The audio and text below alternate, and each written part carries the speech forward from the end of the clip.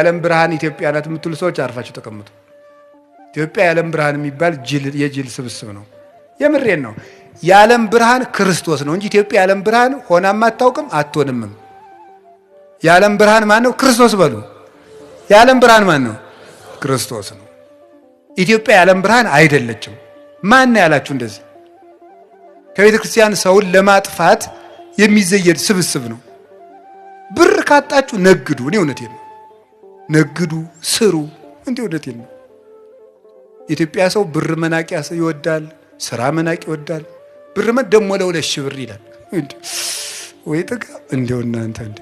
አንዳንዱ ደግሞ ኩራት ራት ነው ይላል። እንደው ከመጨለት ወዲህ ነው ራቱ ነው የሚያውቁ ኩራት። እንደው እስቲ ቅመሰው። እንደው እየኮራ 3 ቀንጠኛና እንደው ሲለበልብ ታገኘዋል። እንደው እውነቴን ነው። ስሩ ልቅ ኩራት ራቱ ነው ያውቅ። ሲራክ ምን አለ? 3 ሰዎች ነፍሴን አበጻጯት አለ። ሴሰኛ ሽማግሌ፣ ንፉግ ባለጸጋ እና ትዕቢተኛ ድሃ እንደው ነፍሴን አበሳጯታል።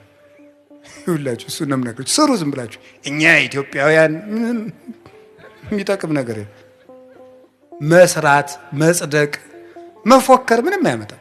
መስራት፣ መጽደቅ፣ መልካም መሆን። ኢትዮጵያውያን መልከኞች፣ ሰራተኞች እንኳን የእግዚአብሔር መጽሐፍ እነ ሄሮዳትስ የታሪክ ጸሐፊዎች ሁሉ ምንድን ያለ ኢትዮጵያውያን ማለት ጨዋታ የሚያውቁ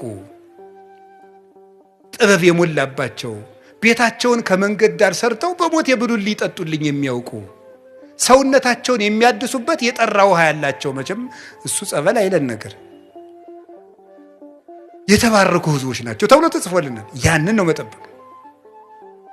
ስለዚህ እንዲሁ ሲታጣ አሁን የሥራ መፍጠሪያ ሃይማኖት እየሆነ ስነ ስርዓት ያዙ። የዓለም ብርሃን ክርስቶስ ነው። እመብርሃን ደግሞ ድንግል ማርያም ናት። እመብርሃን እንዲሁ አንተ ወንጌል ምን አለ? አይነ ምቀኛ ነው እንዲህ አለ። እንዲሁ አይነ ምቀኛ ነው ወይ? ልጇ ብርሃን ከሆነ እናቱ ደግሞ ማለት እናት ነው። እመብርሃን ማለት የብርሃን እናት ነው። እንዲሁ ያማሃል። እመብርሃን ማለት ምንድን ነው የሚቸግርህ? ልጇ ብርሃን ነኝ አለ። እንደወለደችው ደግሞ ነገረው ያው ወንጌል። እንዴት እመብርሃን አትላትም? ምቀኝነት እኮ ነው። ራይ ድረስ ነው። እንዲሁ በማይደረስበት ይቀናል እንዴ? ትባሸቃላችሁ እንዴ? ጠላት ከፈለጋችሁ ሰይጣን አልላችኋል እንዴ? እሱን አትሰላለፉትም? እንዲሁ ማርያም ምን አደረገቻችሁ? ምሕረት አዝላ በመጣች። ስለዚህ የእግዚአብሔር ቤተሰቦች እመቤታችን የብርሃን እናቱ የፀሐይ ጽድቅ እናት ናት። ስለዚህ ለምንድን ነው ድንግል ማርያም ዘላለም ድንግል መሆን ያስፈለጋት ሲባል ቅድም እንዳልኳችሁ ለልጇ ምስክር እንድትሆንና እግዚአብሔር ስለገባባት ነው። በእግዚአብሔር ዙፋን ፍጡር አይቀመጥም። እኔ ቀናተኛ አምላክ ነኝ፣ ክብሬን ለሌላ አልሰጥም ይላል የሰራዊት ጌታ እግዚአብሔር። እግዚአብሔር የገባባትን ማህፀን፣ እግዚአብሔር የተቀመጠበትን ዙፋን ማንም ይቀመጥበት እስቲ በሉ። እንዲ አሁን የቀበሌ አስተዳዳሪ በወረዳ አስተዳዳሪ ወንበር ይቀመጣል? እስቲ ሂድና ሞክራት። አሽሮ ይለቃል። የለም አይፈቀድም። እንዲሁ መጠንን ታውቆ ነው። እሟይ ያቅምሽን አልሙ ያልም ያሉ አሉ አይደል ቄሴ።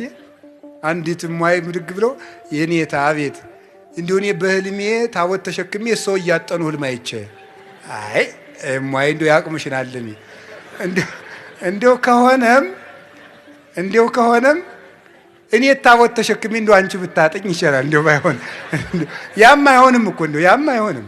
እንዲሁ በየት አልፎ ባይቲ ሀሊፈኪ ድጓታ ሚሄረኪ ያለ እንዲሁ ነውር እኮ ነው። መጠን አለው ነው። አዎ እግዚአብሔር አባቶች ይላሉ በጳጳስ ወንበር ኤጲስቆጶስ አይቀመጥም፣ በንጉሥ ወንበር መስፍን አይቀመጥም። እግዚአብሔር በገባበት ዙፋን ፍጡር አይደርስም ፈጽሞ። እንዴት ያለስ ደፋር ሄሮድ ዮሴፍ ራ ያደረገው